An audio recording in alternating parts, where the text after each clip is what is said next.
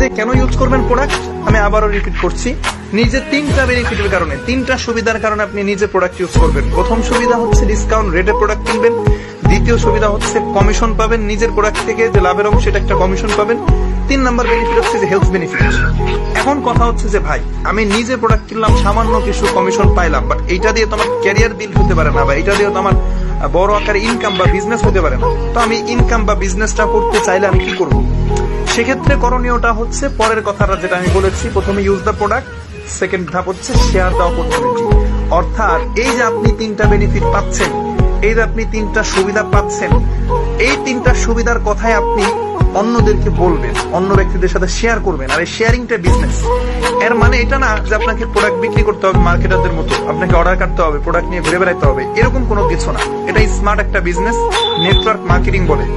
আপনি যেটা করবেন, আপনি আছেন বাংলাদেশে, বাট আপনার একজন পরিচিত ভাই থাকতে পারে সৌদি আরবে থাকে, তার সাথে অনলাইনে কথা বলে একটা ডিসকাউন্ট কার্ড তৈরি করে দিবেন, যে ডিসকাউন্ট কার্ডটা আপনি করেছেন। এই ডিসকাউন্ট কার্ডটা তাকে তৈরি করে দিবেন এবং তাকে আপনি এই 3টা বেনিফিটের কথা বলে দিবেন, যেই 3টা বেনিফিট আপনি পাচ্ছেন। তাকে বলে দিবেন যে এই প্রোডাক্ট ইউজ করলে এই 3টা বেনিফিট পাওয়া যায়। সে সৌদি আরব থেকে তার নিকটস্থ অফিস থেকে প্রোডাক্ট কিনে ইউজ করবে, আপনি বাংলাদেশে বসে কমিশন পাবেন।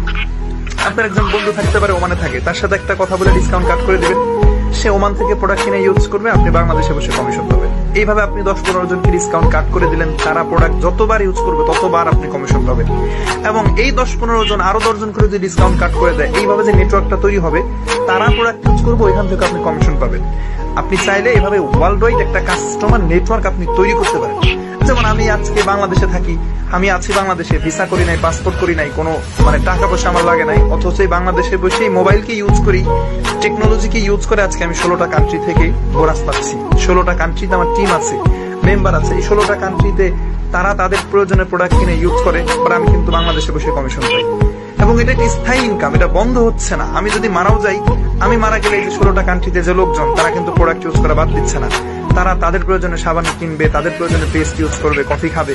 বাট আমি বেঁচে আছি না মারা গেছি, এটা ডাজেন্ট ম্যাটার, আমার কিন্তু একটা বোনাস আসবে। আমি মারা গেলে আমার মায়ের নামে নমিনি করা, সেই ইনকাম পাবে, সে থাকবে না, নেক্সট জেনারেশন পাবে। দ্যাটস মিন এটা একটা স্থায়ী ইনকাম।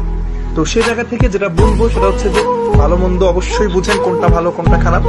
এখানে ফার্স্ট অপরচুনিটি হচ্ছে আপনাকে কোনো কাজ বাদ দিয়ে এসে রিঅ্যাকশন করতে হচ্ছে না, কোনো কাজকে আপনার বাদ দিতে হচ্ছে না। যেই পেশাটা আপনি আছেন ওই পেশাতেই থাকবেন।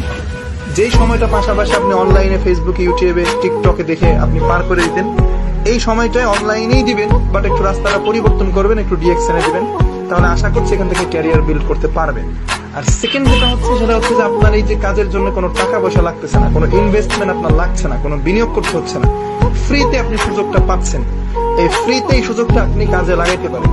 তো এটাই ছিল মূলত রিঅ্যাকশনের বেসিক ইনফরমেশন। আসলে একদিনে তো সবকিছু শেয়ার করা সম্ভব না, তো ইনশাল্লাহ আবারও কথা হবে। তো সেই জায়গা থেকে লাস্ট যেটা বলবো যে এই সিস্টেমটা শোনার পরে আপনার কাছে সব মিলে কেমন লাগলো বা কতটুকু ইন্টারেস্টেড, এটা একটু বলবেন, এবং কোনো প্রশ্ন থাকলে